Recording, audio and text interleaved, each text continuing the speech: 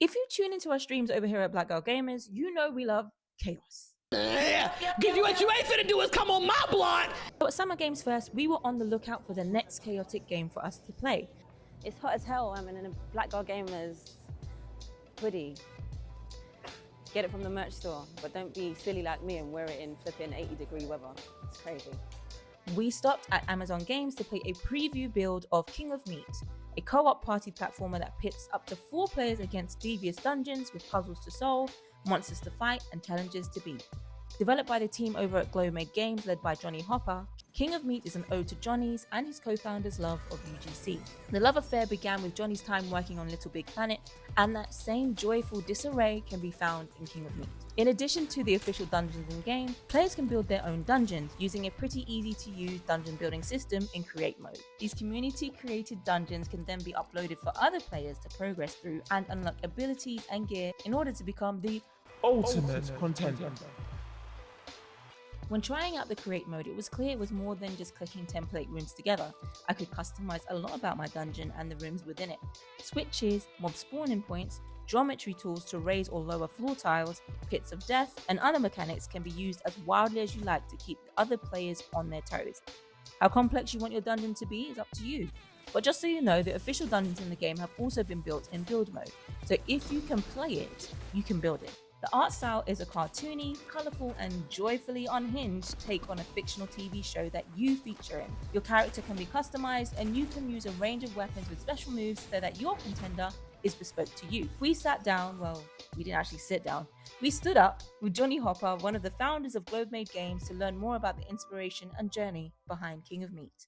Okay, we are here with Jonny Hopper, who is the studio lead of Glowmade and I guess the brain behind King of Meat. Well, I thank you very much. You're welcome. The brain, more of the sort of like herder of cats to try and make it happen. Yeah, we have had a great time making this game. I can tell. It's a brilliant game. It's wacky, it's chaotic, it's fun, it's got loads of colours, it's very entertaining. Thank you. But what brought you to this game? I know you mentioned that you were working on Little Big Planet and that gave you a love for UGC.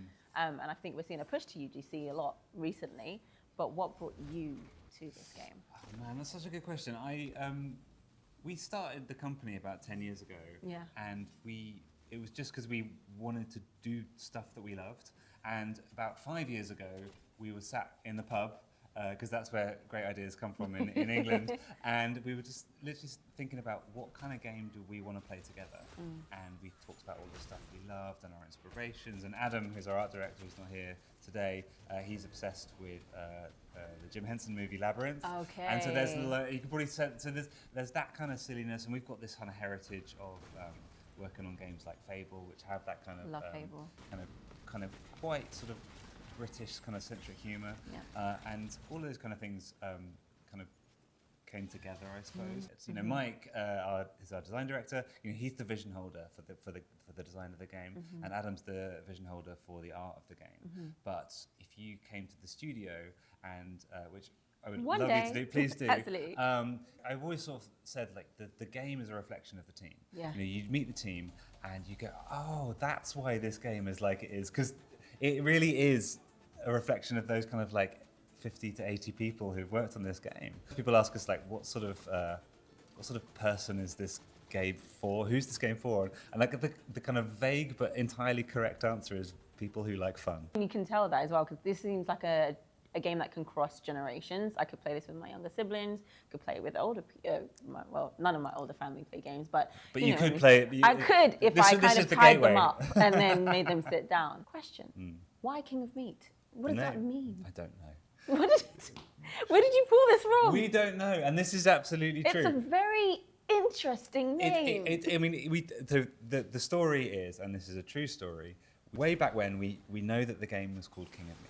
And we've tried to figure out who came up with the name. Nobody's sure.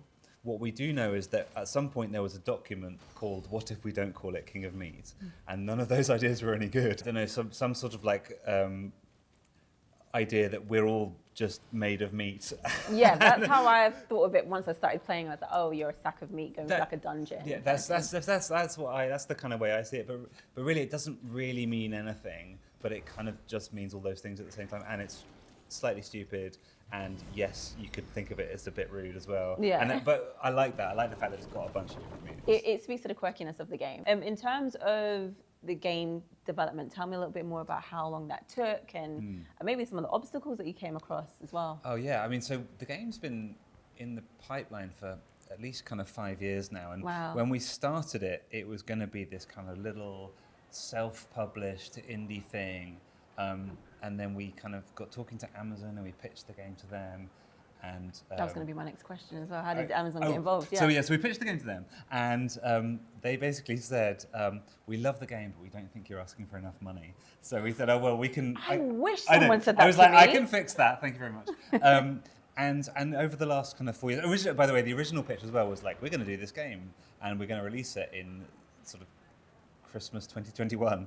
And It's 2025. Yeah, I knew I'd missed it. But we kind of had this partnership where they were really supportive of the vision of the game and they could see the potential. But I think they could see potential that maybe we couldn't see as well for it in terms of like the world building. And I think the game is 10 times bigger than what we'd originally kind of thought it could be. But again, to come back to sort of the vision holders of the game, we've got this kind of like 8-page pitch deck for the game. From 2019 or something, and the game is still the same. Like you could still use that to pitch the game, and that's I think I'd really credit Mike, who's sort of standing over there, for some of that, for kind of being able to shepherd the whole kind of process. It means that you stay true to your creative vision as well, which is very important in just day and age in general, because you can follow other ideas and get lost along the way. But I think with this game, you can feel the heart in it. Like you can feel why it's been made, and it's not just following kind of one trajectory or one kind of audience to make you feel like you're hitting numbers. It's actually something that's genuinely made. I see where it is at the moment in terms of King of Meat being quite like, you see all the medieval and like elements to the outfits and the dungeons. Will there be an expansion into different maps and different styles? Because whenever I think of like traps and stuff, I think of like temples and like, this is not necessarily true in real life, but pyramids and stuff like that. So is there expansion into those kind of realms as well? Absolutely. There's so many kind of options we have there. I'm not sure what levels you played today, but there's the kind of traditional kind of like castle theme. Yes, that's what I played. And then there's what we call the Monster Factory, which is a more industrial theme. Yeah. And there's some caves as well. And those are our sort of 3 main themes that we're shipping the game with. And the cool thing about the way we've kind of done the tool set for the levels you can create is that we don't care what theme you're using. So you can mix and match all these different kind of styles, which I think gives people like real opportunities. And some people might say, well, that lets you make things that really clash. It's like, yes, it does, but it also lets you make stuff that is surprising and new. And so when it comes to kind of future work, future expansions, there's so many opportunities for different art styles and different cultural references and stuff that we can kind of bring in, and then you can mash them all up again, which it's really fun to do. In terms of the reception this weekend, what has been the best thing for you, like seeing people play the game and expose, like for the first time, getting to touch King of Meat? I think that sounds wrong. It's been tremendously encouraging and has brought genuine joy to my heart, is just seeing people kind of laughing together as they experience the game for the first time, because we've been living this game for like 4 years, and we can never go back to the time when we first saw it.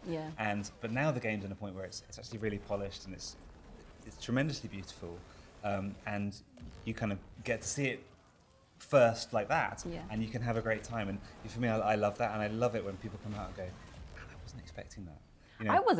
I wasn't expecting that. I didn't know what I was expecting. And they go, "Oh man, I wasn't expecting that. It was super fun and really engaging." And like, that's absolutely what we wanted. In terms of the journey, were there things that you came up against that you had to navigate that you could give as inspiration to other developers or potential future studio leads? I think the thing that we've kind of held on to the whole time is, and when you're making a game that is not only the game but the tools to make the game. The thing that we've always held on to is it's got to remain fun. We're trying to make a create mode to make levels. It's still got to be fun. It's still got to feel like something you want to sit on your couch and do. But it's a completely different beast to what it was 10 years ago. But at the same time, it kind of feels the same. And that doesn't happen by accident. That is work. That's intentional. We try and maintain what it means to be us as a studio, and that is a hard thing to kind of put into words or to sum up in like a couple of minutes. But at the same time, again, like if you came to the studio, you'd be like, oh man, this feels right, it feels unique. That's the most important thing, is that kind of like maintaining that kind of like unique identity and culture for a studio, even as it, you know, quadruples in size, is super important, because that's what people love about working for the studio, working with us, and it's about what I think then ends up with a really unique, interesting kind of game like King of Meat. Yeah, you mentioned keeping it fun, and I think, you know, the gaming industry's become a lot more mainstream now, and I think for me, I see games as art forms, but a lot of people see it as product. How do you keep the idea of like games are art? Yeah, are they art to you first of all? Man, that's a great question. I love that. They are, but they are also commercial, and that's the real balance. Is that, you know, we want the game to be a piece of art, like it is a beautiful thing, and it is made by a number of tremendously talented, passionate individuals. But then also it's a business, and it's a commercial thing. We have to also, it has to make money to be successful. And to try and balance those two things is it literally is a balancing act, because you don't want to ever go too far in either direction, I don't think. We don't want to make a game that's not going to make any money, but we don't want to make, you know, there's a certain amount of like success that doesn't matter as well. You know, if the game is sort of devoid of its own soul, then it doesn't matter how successful it is, to me personally. You know, I want to kind of have both. You want to have your cake and eat it? I would love that. Well, I wish that for you. I hope you you. have 5 cakes and eating, because I love the game. Thank you so much for taking the time to speak with us. It's a pleasure. Tell us a little bit more about when the game's out. We haven't settled on an exact launch date yet. We are headlong into finishing the game right now. We are desperate to get it out into players' hands. We are launching on PC, Xbox, and PlayStation initially, with cross-play and cross-progression. You know, I just want it to be a game that people can experience in as many different ways and as easily as possible. Excellent. Thank you so much. Thank you so much. That was a Of great course. interview. I really enjoyed Thank that. you. I love that. That's the best compliment.